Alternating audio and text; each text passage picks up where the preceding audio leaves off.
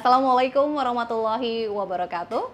Waalaikumsalam. Pemirsa, kembali berjumpa bersama saya Ratu Fitri dalam program Menyapa Dewan dalam channel Info Banten. Mudah-mudahan kabar baik, dan kali ini saya sudah berada di DPRD Kota Cilegon.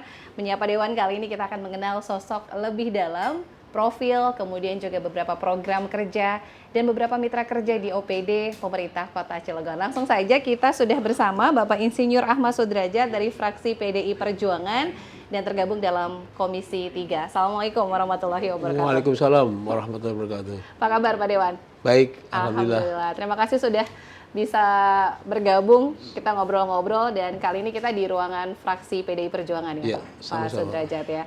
Wah, ini kayaknya baru beres rapat paripurna tadi. Betul. Terkait apa tadi Pak? Tadi rapat paripurna kaitan dengan pergantian antar waktu. Oh, PAW. Iya, PAW dari Partai Demokrat. Partai Demokrat ya. Nah, ini tentu saja kita akan coba ngobrol-ngobrol sebelum kita ke beberapa mitra kerja dan juga fungsi dari DPRD. Kita ingin tahu dulu nih sosok Pak Sudrajat. Ini periode keberapa nih Pak di Cilegon? Periode yang pertama. Periode pertama, alhamdulillah ya. Ini dari dapil mana Pak? Saya dari dapil 2, Kecamatan Cilegon, Kecamatan Cibeber. Cilegon, Cibeber, 2 kecamatan berarti ya Pak? Iya, 2 kecamatan, wah luar biasa di periode pertama. Sebelumnya berarti sebelum masuk ke Dewan, pasti ada backgroundnya terlebih dahulu. Berangkat dari mana nih Pak Sudrajat sebelumnya? Ya, saya berangkat wirausaha aja. Wirausaha? Gitu. Wah, jadi wirausaha, bergerak di bidang apa Pak? Dulu ya ikut sama Kadin, sama agak pensi gitu. Cukup lama ya Pak? Lama. Cukup lama, jadi ini berangkat dari wirausaha ya, Betul. pengusaha begitu backgroundnya ya. Iya. Kemudian akhirnya terjun ke politik dari mulai kapan sih Pak? Dan kalau ikut politik udah lama, udah hampir Bersamaan berarti pada saat masih berstatus hampir 17 tahunan ya. 17 tahun ya. Tapi nyalon anggota dewan baru kemarin 2019. Dan alhamdulillah langsung Betul. jadi begitu ya Pak Dewan ya. Berarti sudah 17 tahun terjun ke politik, berarti Betul. berbarengan juga pada saat masih status pengusaha begitu ya. Betul. Nah, itu membagi tugasnya gimana tuh Pak? Apakah ada perbedaan saat pengusaha kemudian di politik kan pasti berbeda begitu? Ya sebenarnya waktu sih sama 24 jam ya. Iya. Nggak ada yang beda kan.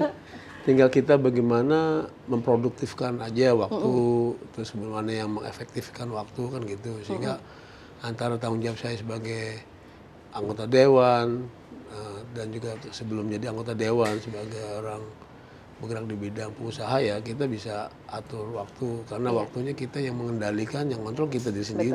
Betul. Tapi keseluruhan dari kedua bidang tadi ini memang jiwanya Pak Sudrajat di situ begitu ya. Betul. Nah, kalau background keluarga apakah juga ada yang terjun ke politik atau baru Pak Dewan yang ke politik nih? Dari keluarga ada sih politik. Ada ya. Jadi memang juga ada keluarga yang lain pun juga terjun di politik. Betul. Nah, ini tentu saja nih pemirsa juga ingin tahu, tentunya di periode pertama kemudian sudah punya pengalaman 17 tahun di politik. Keluarga gimana nih Pak? Mendukung apa seperti apa? Mungkin berbeda gitu waktunya. Keluarga selama ini mensupport, mendukung terhadap apa yang saya lakukan, aktivitas dan kegiatan saya. Apalagi mungkin pada saat sudah dilantik menjadi dewan, kunjungan tamu, kunjungan warga ini kayaknya nggak ada istilah libur ya. Betul, karena itu memang resiko jadi anggota dewan ya. Iya. Harus mau direpotkan Iya. oleh masyarakat, karena kita sudah berjanji bahwa sebagai anggota dewan itu bukan hanya berjanji kepada Tuhan, tapi kepada negara dan juga bagaimana kita bisa membantu kesejahteraan rakyat. Betul, perpanjangan tangan ya, Iya. menjaga amanah dari masyarakat yang sudah percaya memilih, kemudian bagaimana implementasi realisasinya begitu. Iya, betul. Asli mana nih Pak Sudrajat? Saya asli Cilegon. Asli Cilegon nih Pak, putra daerah Cilegon berarti ya. Di mana Pak?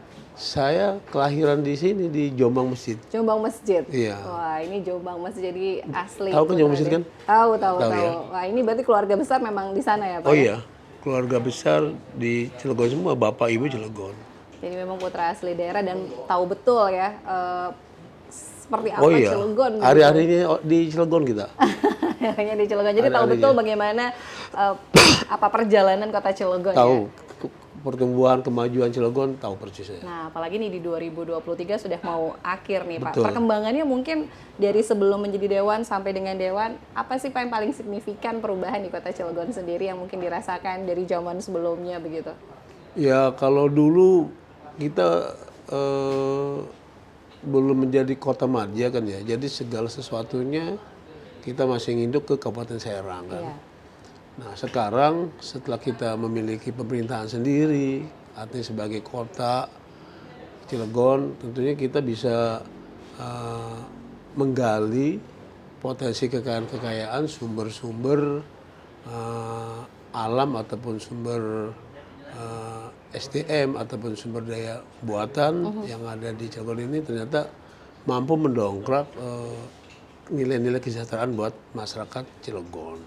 Kalau dulu kita nginduk ke Serang ya pasti Serang lebih fokus ke Serang kan gitu kan. Yeah. Karena Kabupaten Serang kan membuat beberapa kecamatan segala macam. Nah sekarang Cilegon ini Mandiri gitu. mandiri kan. Jadi akhirnya alhamdulillah Cilegon bisa menjadi kota madya yang boleh dibilang cukup maju lah gitu. Walaupun usia baru 23 tahun, Yeah. kita bisa ngalahkan kabupaten kota yang ada di Provinsi Banten. Jadi perbedaannya cukup signifikan Jauh ya. sekali, signifikan Saat ini sekali. sudah Karena kita berkembang. punya pemerintahan sendiri kan. Betul, sudah mandiri. Kemudian juga Cilegon dikenal dengan kawasan industri begitu ya. Iya, Dan ini juga sedikit banyak menyumbang dari sektor pendapatan juga ya, Betul. Pak Sudrajat ya. Iya. Dan ini pastinya juga ada beberapa PR yang harus dikerjakan dan juga ada beberapa yang memang sudah baik, tinggal ditingkatkan lagi begitu ya Pak Betul, Dewan ya. betul. Nah Pak Dewan ini pun juga menjadi salah satu anggota di Komisi 3 kalau tidak salah Iya. ya. Komisi 3 berarti lebih di bidang pendapatan begitu ya Pak? Iya, kita Mitra menggali kerjanya. potensi pendapatan.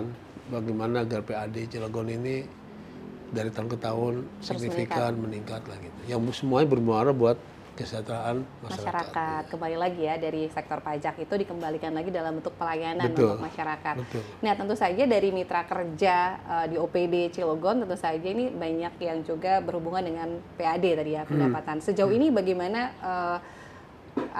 koordinasi begitu ya sinergitas dengan mitra kerja terutama mungkin di sektor pendapatan begitu Pak Dewan.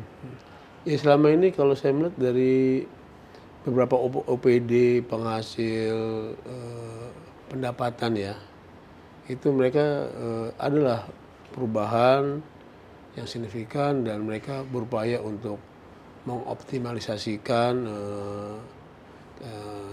kinerja dan prestasinya agar pendapatan yang seharusnya itu menjadi pemasukan kepada pemerintah daerah artinya tidak loss, Iya. artinya tidak apa istilahnya itu tidak stuck gitu ya, sehingga ada peningkatan dari tahun ke tahun dan itu saya lihat adalah sistem-sistem yang mereka dari OPD mulai dibangun Bu, dibangun sehingga akhirnya pendapatan asli daerah Kota Cilegon itu benar-benar terkontrol, terkoreksi dan kemudian menjadi nilai plus lah buat kita.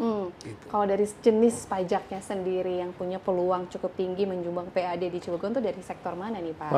Paling besar di Cilegon itu dari BPHTB dan dari PJU, Bu. PJU dan Penerangan, BPHTB iya, ya, ini yang memang masih menyumbang angka terbesar untuk Betul, PAD-nya sendiri. betul. Berarti kan dari jumlah sekian banyak sektor pajak harusnya kan dioptimalkan semua Betul, begitu. Yang betul. masih kurang nih Pak, yang perlu digali, digenjot lebih dalam lagi sektor mana yang pastinya punya peluang yang sama begitu. Jadi kalau saya melihat ada pajak yang bersifat retribusi ya. Retribusi itu memang masih lemah di Cilegon. Contohnya yang dikelola oleh Dinas Perhubungan. Iya. Dan di situ ada retribusi parkir ya kan, itu banyak loss, banyak kerugian karena memang manajemen pengelolaan parkir di Cilegon ini belum tertata dengan baik. Iya. Contohnya sepanjang jalan raya dari PCI sampai ke Simpang 3 ini kan kanan kiri itu kan mobil parkir. Iya. Tapi itu saya melihat kok retribusinya loss besar karena terlihat mereka mungut petugas parkir tanpa karcis. Sayang kan? ya. Sayang itu. Itu baru satu titik Iya. jalan. Iya. Belum nanti kita lihat dari titik jalan yang lainnya lagi. Belum lagi parkiran yang di rumah sakit, parkiran yang di pasar, Ya. pasar Kangos kampanye itu belum tertata dengan baik. Itu udah jelas itu sangat merugikan kita. Nah inilah tantangan buat dinas OPD dan hal ini Disub, bagaimana mereka membuat sistem ya yang baik agar retribusi parkir ini tidak loss. Ini salah satu sumber pendapatan juga yang bisa Betul, digali salah satu ya. contoh seperti itu. Salah satunya dari retribusi karena Betul. banyak yang parkir-parkir liar ya Betul, istilahnya betul. tidak masuk ke PAD begitu. Betul. Dan juga tentunya banyak inovasi-inovasi mudah-mudahan ya Pak Betul, Sudrajat ya betul. di sektor pendapatan. Mungkin ada apa tadi sektor-sektor yang lain mungkin jemput bola begitu ya Pak Betul, Sudrajat ya. betul. Sejauh ini kendalanya apa sih Pak? Ya sebenarnya sih nggak ada kendala ya, karena sekarang ini kan semuanya udah pakai sistem informasi manajemen, udah Betul. pakai IT segala macam Iya. ya. Tinggal kemauan dari dinas OPD-nya aja gitu. Kalau dinas OPD-nya ini memang dia kerja untuk masyarakat, kerja untuk rakyat, ya pasti dia akan menciptakan, akan meng-create ya. Iya.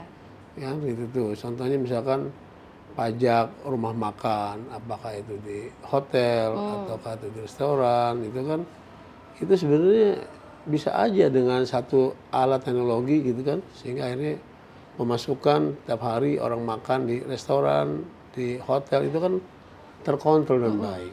Nah sekarang kan saya lihat itu belum jalanin, Oh, belum dilaksanakan. ada banyak restoran yang belum menerapkan pajak misalnya gitu ya Pak. Iya, iya.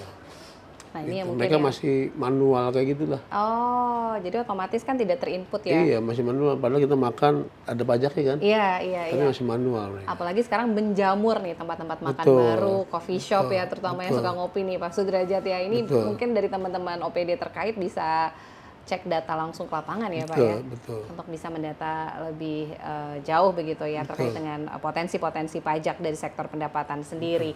Nah, kemudian juga yang perlu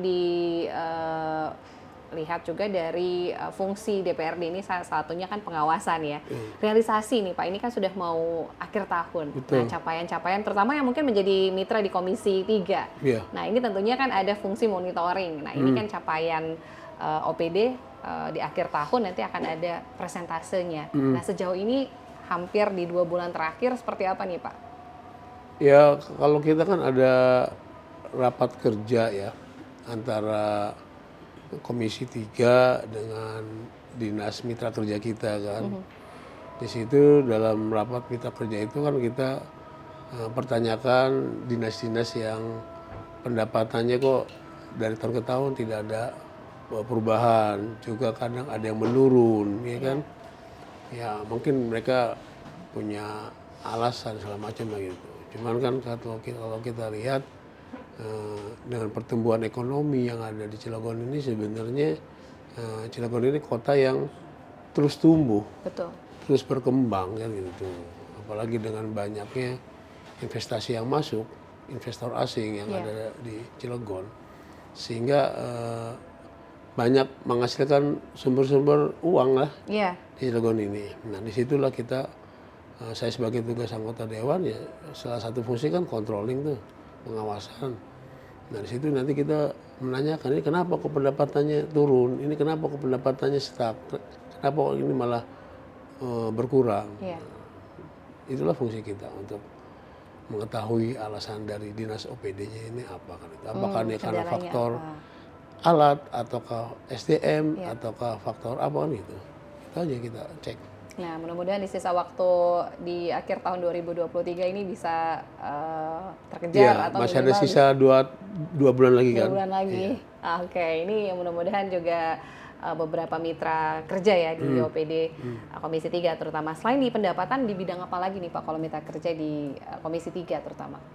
Komisi 3 itu mitra kerjanya kita sebenarnya OPD-OPD yang menghasilkan pendapatan Bu. Contohnya seperti dinas kesehatan, Ya.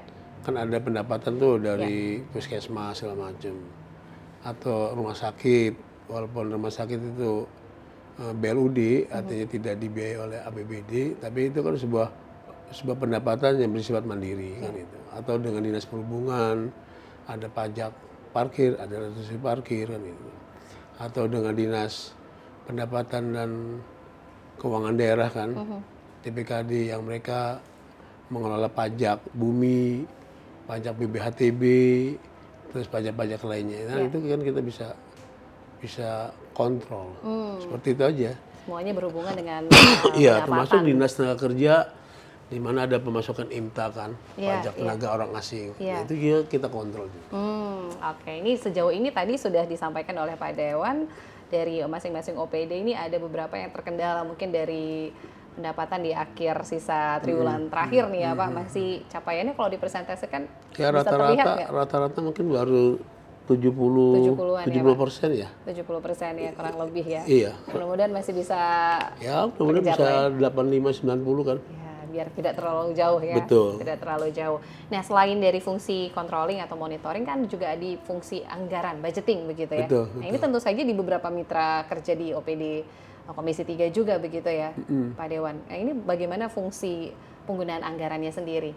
Ya kalau budgeting ini sebenarnya akan kita ada satu komisi namanya Banggar ya. Iya. Nah, Banggar lah yang nanti merumuskan perencanaan anggaran kan itu. Karena kebetulan saya ini bukan di Banggar, di Bamus kalau saya kan. Oke, Badan Musyawarah. Nah, jadi komisi 3-nya itu hanya berfungsi untuk melihat terus mengontrol masing-masing OPD kan gitu kan. Sesuai dengan Khususnya yang mitra kerja dengan komisi 3 aja kan gitu. Sementara kan ada komisi yang lain juga yang di luar komisi 3, mereka mitra kerja komisi 1, komisi 2 dan 4. Nah, di sini ada badan anggaran Banggar. Nah, disitulah fungsi Banggar untuk duduk bareng-bareng dengan seluruh OPD dalam rangka merencanakan anggaran dan juga baik itu pengeluarannya juga, pendapatan ataupun pengeluarannya. Dan penyerapannya sudah sejauh mana Iya, itu ada di Banggar begitu Banggar, ya. iya. Nah, ini mungkin pemahaman juga untuk masyarakat begitu ya. Tadi kan fungsi dari beberapa mitra kerja ini terutama di Komisi 3 adalah pendapatan. Nah, bagaimana untuk masyarakat mungkin kan konstituennya Pak Sudrajat juga ya. Bagaimana masyarakat untuk bisa menjadi kewajiban ya untuk membayar pajak tadi. Nah, ini kan dikembalikan lagi ke pelayanan. Nah, Betul. sejauh ini dari hasil yang tadi sudah diserap begitu dari pemerintah Kota Cilegon kemudian diimplementasikan lagi dalam bentuk pelayanan. Sejauh ini dilihat seperti apa nih Pak? Infrastruktur yang sudah berjalan, pelayanan kesehatan dan pendidikan begitu. Kalau pelayanan kesehatan, pelayanan pendidikan itu karena memang dua itu menjadi Pelayanan dasar. hak dasar, pelayanan yang paling fundamental ya. Saya melihat Cilegon sudah bagus ya. Pelayanan pendidikan juga sudah bagus, termasuk pelayanan kesehatan juga. Ya. Artinya benar-benar kita punya anggaran, punya dinkes ataupun rumah sakit. Bagaimana melayani masyarakat yang sakit itu benar-benar dijalankan, dilayani dengan baik. Saya lihat itu sudah berjalan. Kalau untuk infrastruktur sendiri bagaimana Pak? Infrastruktur sendiri kita masih ada yang ya masih kurang lah, masih belum tertata pemeliharannya dengan baik, ya kan. Bahkan seharusnya sudah jatuh ke penyerahan ini masih telat sehingga akhirnya infrastruktur udah keburu rusak lagi. Ya. Nah itu memang satu kelemahan dari dinas PU ataupun PRKIM yang kebetulan di situ mitra kerjanya dengan Komisi 4 kan. Tapi kan masyarakat tahunya ini Pak Dewan nih infrastruktur kita udah jelek nih, kok ini nggak dibaikin. Ya paling nanti kita menyerap aspirasi, kemudian aspirasi yang kita serap kemudian baru kita sampaikan ke komisi yang berkaitan ya? Iya, ke komisi ataupun ke OPD yang berkaitan. Gitu. Ya ini yang mungkin masih perlu ditingkatkan lagi betul, begitu ya. Betul. Nah ini ngomongin soal tadi ya aspirasi. Tadi kan disampaikan kalau Pak Dewan ini rumahnya istilahnya nggak pernah sepi gitu ya. Istilahnya mau Sabtu Minggu pun kalaupun ada tamu ya pasti juga akan ditemui begitu ya. Kita 24 jam. 24 jam terbuka begitu untuk masyarakat, terutama di dapil konstituennya Pak Sudrajat. Nah ini apa sih Pak yang biasanya disampaikan, aspirasi seperti apa yang disampaikan dari konstituennya Pak Dewan begitu pada saat mungkin berkunjung atau reses begitu? Iya, biasanya kebanyakan masyarakat yang datang saya ini masalah eh, pengen kerja satu itu masalah lowongan kerja, Iya. jadi pengangguran kan ya. Iya, iya. Itu. Kedua, kadang juga masalah kesehatan. Kadang Pak mau ke rumah sakit nggak punya biaya. Saya cek emang nggak ada BPJS. Ternyata BPJS-nya punya Pak BPJS Mandiri, tapi kami punya tunggakan. Gitu. Sementara sakit kan harus dirawat kan ya, dirujuk ke rumah sakit. Terus yang ketiga, kadang-kadang juga masalah pendidikan juga. Artinya ada anak siswa yang lulus sekolah tapi dia nggak bisa nebus ijazah karena ijazahnya ditahan di sekolah swasta seperti itu. Seperti itulah aspirasi yang kadang mereka datang itu. Iya, iya, iya. Apalagi kalau agak miris, Cilegon ini kan kawasan industri ya, Betul. tapi ternyata kalau dilihat dari hasil nasional, angka pengangguran di Provinsi Banten tuh urutan nomor 1 ternyata Betul. Pak, secara nasional. Kemudian memberikan pemahaman, kemudian menyalurkan aspirasi tadi, bagaimana Pak? Ya paling kita ngobrol santai dengan mereka bahwa memang untuk menjadi karyawan itu kan daya tampung industri juga terbatas kan ya. Karena apa? Karena industri kita ini industri padat modal. Betul. Sehingga akhirnya kalaupun butuh nggak banyak, 1-2 orang, tapi itu pun yang punya skill, kadang punya berpengalaman. Bahkan jabatannya situ tertulis sebagai manajer, supervisor kan hal yang nggak mungkin kan ya, tenaga ahli. Akhirnya saya sarankan untuk pengganti sebagai karyawan, kenapa kita nggak bergerak di bidang UMKM, kan gitu, jualan lah. Jualan kan sekarang ini jualan kan nggak perlu kita harus punya toko, Bisa online jualan gitu ya. online kan gitu kan, nanti produk yang kita jualinnya apa kan gitu kan. Nah saya tawarkan itu kepada mereka, kebetulan saya memang punya di Partai PD itu kan ada program MPP, Media Pintar Perjuangan. Syaratnya mudah kok, saya bilang gitu. Saya minta KTP, nanti KTP-nya kita buatin jadi kartu tanda anggota PDI. Nah dari KTA PDI itulah Anda bisa mengakses melalui Play Store MPP. Di Media Pintar Perjuangan itu Anda bisa berjualan. Bisa berjualan dan nanti di situ dari seluruh Nusantara. Dari bisa Nusantara. diposting produknya bisa diposting gitu ya. produk kita. Apakah kerudung, sepatu, makanan, minuman, atau motor, jual beli motor semuanya itu bisa. Nah di situ saya ajak mereka sambil nunggu Anda dipanggil amaran sama Lotte atau sama Chandrasi, ya kita cari uangnya melalui UMKM. Tuh masuk MPP ini gratis kok. Daftar tidak ada Daftar gratis, registrasi macam gratis, tinggal model pulsa aja. Yang penting fotonya yang bagus gitu ya. Kalau pulsanya nggak punya, ya larilah ke Cari yang wifi. kelurahan yang punya wifi gratis. Kan sekarang di tiap-tiap kelurahan kan sudah ada wifi. Betul. Wifi gratis, ya itu aja sih. Nah ini mungkin inovasi-inovasi tadi bisa dimanfaatkan ya Pak. Betul. Aplikasi-aplikasi tadi bisa dimanfaatkan. Jadi bisa menyerap tenaga kerja itu bukan harus bekerja di perusahaan Betul, saja. bukan harus jadi karyawan lah. Nah siapa tahu bisa jadi bos langsung ya Pak. Pelongosannya tadi bisa bergerak di UMKM begitu. Ini salah satunya tenaga kerja, pendidikan dan juga kesehatan yang memang masih diaspirasikan di konstituen begitu. Nah ini tentu saja juga masih banyak PR. Nah ke depan mungkin harapan apa sih Pak di Cilegon ini yang perlu ditingkatkan lagi mungkin?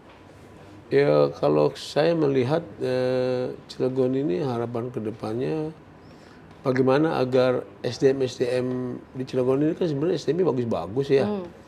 Bagus, mungkin yang lulusan SMA sudah banyak juga, yang lulusan sarjana juga sudah banyak. Nah tinggal bagaimana pemerintah daerah coba memberikan stimulus dalam bentuk keterampilan. Keterampilan baik untuk tingkat sarjana ataupun SMA, ya kan? Apakah itu keterampilan dalam bentuk fasih berbahasa, kan di sini kan ada bahasa asing segala macam kan itu, atau keterampilan dalam bentuk skill segala macam, sehingga SDM kita ini nanti kalau mereka sudah punya keterampilan, sudah punya sertifikat, dan ini dibantu oleh APBD pemerintah daerah, mudah-mudahan mereka tidak berorientasi hanya nyari kerja di Cilegon aja, tapi dia bisa lari ke luar negeri kan gitu kan. Betul. Atau keluar daerah dari Cilegon gitu. Karena kalau SDM Cilegon nunggu dipanggil di pabrik Cilegon, ya kita kecil kemungkinan Karena untuk tadi bisa kuotanya dipanggil. terbatas ya, Karena kuota pada terbatas. modal tadi ya. Kita sudah Betul. menggunakan mesin rata-rata Betul, ya kalau betul. di industri. Tinggal Cilegon. bagaimana sekarang pemerintah daerah itu jangan bersifat konvensional, maksud saya agak sedikit moderat. Ini SDM kita yang lulusan SMA, coba dicek mereka tuh punya keterampilan apa. Kalau enggak, bekali mereka. Kemudian yang lulus perguruan tinggi juga, kan kalau sekarang ini kan kalau mengandalkan ijazah formal aja kan nggak cukup kan. Kalau nggak ada keahlian ya. Betul, keterampilan contohnya tadi. kalian kita sekarang bisa jadi host misalkan gitu kan, atau bisa jadi MC, atau bisa jadi apalah gitu kan, itu mendapatkan sesuatu yang ekonomis kan. Gitu. Betul, betul, Seperti itu aja. Jadi ada apa kemauan untuk menambah Betul. tadi ya. Nah ini harus ditopang oleh pemerintah daerah gitu. Jadi harus ada anggaran yang ke arah situ. Itu tadi kembali lagi untuk menyerap tenaga kerja tadi ya. Betul, sehingga akhirnya orang angkatan kerja yang produktif ini tidak benar-benar jadi unproduktif, Iya. ya kan? Karena mereka bukan hanya berbekal ijazah sarjana ataupun ijazah SMA, tapi mereka juga sudah dibekali oleh keterampilan. Begitu. Apakah orang lebih keterampilan dari terhadap keterampilan. skillnya atau keterampilan dalam bahasa kan gitu. Nah, kalau udah tadi pasti punya daya saing nanti. Betul, seperti itu. Jadi nanti semuanya berebut ya atau Betul. bisa buka luar Karena usaha saya sendiri. sampai sekarang belum melihat program terobosan dari Dinas Pendidikan, misalkan sarjana di Cilegon kumpulin, nih ada pendidikan gratis berbahasa Inggris Iya. selama setahun kan gitu kan, Iya. bekalin itu semua. Atau berbahasa Korea selama Iya. tahun, atau berbahasa Mandarin kan gitu, bekalin itu semua. Nanti kan mereka udah confident tuh, Iya. wah saya bisa ini nih, keluar nih, cari lapangan pekerjaannya kan gitu. Punya daya jual Betul, lebih ya gitu. kalau punya keahlian bahasa tadi ya Pak Betul, Dewan ya. seperti itu. Oke. Nah, satu lagi nih Pak Dewan sambil nunggu waktu closing nih Pak. Ini tahun politik nih di 2024. Nah, tentu saja untuk masyarakat juga jangan sampai apatis begitu ya atau tidak menggunakan hak pilihnya. Kemudian bersikap juga di pemilu ini juga seperti apa sih Pak untuk masyarakat nih? Agar tingkat partisipasinya pun juga tinggi begitu ya di pemilu 2024. Iya, ya kita sih berharap partisipasi masyarakat dalam pemilu 2024 ini gunakanlah hak pilihnya yang baik, ya kan, jangan sampai golput ya, Iya.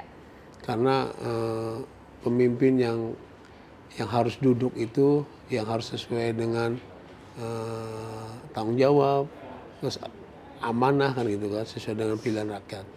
Tapi kalau rakyatnya nggak memilih, kemudian ada yang duduk pemimpinnya salah, kan yang rugi masyarakat juga. Betul. Selama 5 tahun. Maka ini hak pilih ini jangan sampai diabaikan. Karena 5 tahun sekali itu sesuatu yang sangat penting untuk menentukan pilihan calon-calon, wakil rakyat, atau calon presidennya juga, sehingga sesuai dengan apa keinginan rakyat. Kita 5 tahun ke depan itu panjang ya Pak ya. Betul. Jadi jangan sampai tidak digunakan hak Tidak pilih. digunakan, sayang. Nah, kemudian bagaimana untuk menyikapi perbedaan nih Pak di tengah pemilu nanti? Iya.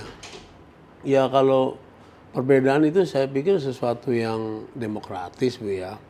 Yang penting perbedaan itu tidak menjadikan permusuhan. Betul. Tapi perbedaan itu menjadi kekayaan kita, ya kan.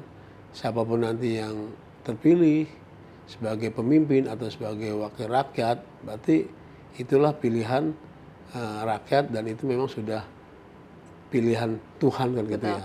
Sehingga kita harus kembali lagi sebagai masyarakat yang bisa duduk bareng, kerjasama, dan perbedaannya harus sudah dihilangkan. Betul. Jadi walaupun berbeda, tapi tetap satu tujuan. Betul. Siapapun nanti yang duduk dan terpilih, itu Betul. yang terbaik begitu Betul. ya. Betul. Jadi tetap diterima dengan lapang dada. Betul. Ya pasti ada menang dan kalah begitu Betul. ya. Jadi Karena tetap- semua yang namanya politik itu sebenarnya bermuara untuk kebaikan. Betul, betul. Politik itu dijalankan untuk bagaimana kita membangun kesejahteraan masyarakat. Itu ya intinya ya Pak Itu ya. aja intinya. Jadi jangan sampai termakan isu-isu berita Betul, bohong malah betul. justru malah jadi timbul perpecahan ya Pak. Betul. Itu yang tidak diharapkan ya Janganlah. Pak Dewan ya. Jangan ya. Jangan Insya Allah maju lagi ya Pak Dewan. Insya Allah maju lagi. Maju Minta lagi masih di doanya. Cilegon ya? Masih dapil yang Insya sama. Allah mudah-mudahan doa baiknya terkabul ya Pak Dewan Iya, ya amin. di periode kedua. Terakhir nih sudah 30 menit, mungkin ada pesan yang ingin disampaikan nih Pak Dewan untuk masyarakat Kota Cilegon di sesi terakhir. Silakan, apa yang ingin disampaikan Pak Dewan? Ya, khususnya untuk masyarakat Cilegon, saat ini kita memang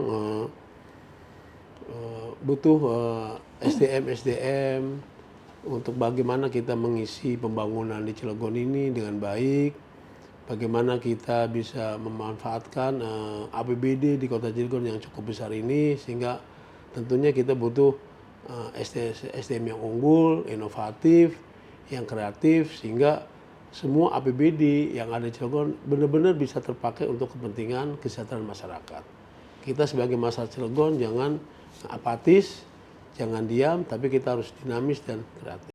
Yuk kita bersama-sama menjadi orang Cilegon yang maju, yang bermartabat, yang punya nilai kompetensi dan unggul di bidang-bidang yang memang kita bisa menjadi nilai-nilai produktif dan ekonomis. Amin, mudah-mudahan ini ya selalu mengawal pembangunan di Kota Cilegon dan sejahtera untuk masyarakat di Kota Cilegon. Sekali lagi terima kasih untuk Insinyur Ahmad Sudrajat dari Komisi 3 Fraksi PDI Perjuangan. Sehat selalu Pak, nanti lain waktu kita ngobrol-ngobrol lagi dengan tema yang berbeda. Boleh. Baik pemirsa, menyapa Dewan, tuntas sudah kebersamaan kita kali ini. Dan jangan lupa untuk like, comment, share tayangan kita di Info Banten, dan ketemu lagi di Menyapa Dewan berikutnya. Saya Ratu Fitri pamit mengucapkan terima kasih banyak atas kebersamaannya. Wassalamualaikum warahmatullahi wabarakatuh. Waalaikumsalam warahmatullahi wabarakatuh. Terima kasih Bapak. Terima kasih.